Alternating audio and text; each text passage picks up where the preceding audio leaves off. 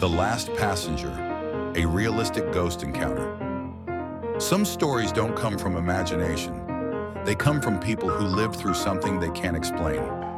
Tonight's story is about a late-night bus ride and the passenger who was never supposed to be there.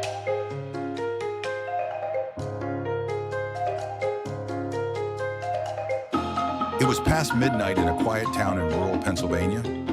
The last bus of the night was almost empty, except for the driver, and a single passenger named Daniel. Daniel was heading home after a long shift at work. He sat near the middle of the bus, scrolling through his phone. Outside, the streets were empty, and the sound of the bus engine echoed through the cold night air.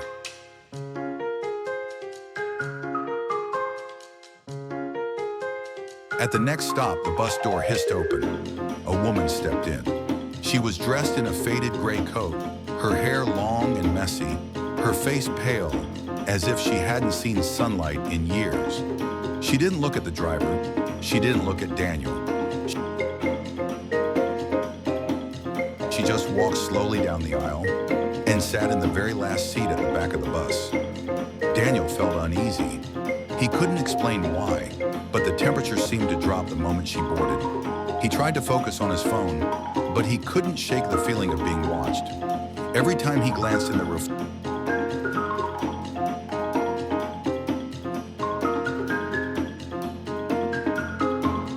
of the bus window, he thought he saw her eyes staring directly at him.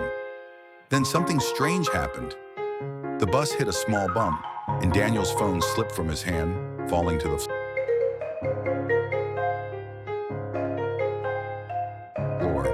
When he bent down to pick it up, he saw something that froze his blood.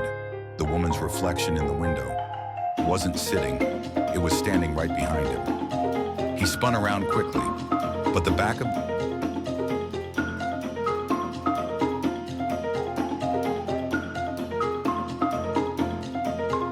the bus was empty. The seat she had taken was vacant. Confused, Daniel looked at the driver. The driver's hands were shaking on the wheel. In a trembling voice, he whispered,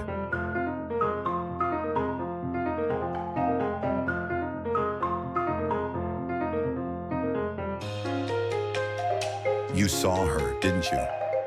Daniel nodded, too scared to speak. The driver's eyes filled with fear.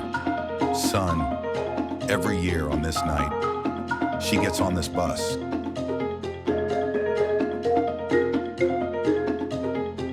She died in a crash on this very route 20 years ago, and she's still trying to get home." Daniel never took the late-night bus again. And if you ever find yourself riding the last bus alone near midnight, look carefully at the empty seats, because sometimes they're not as empty as they seem.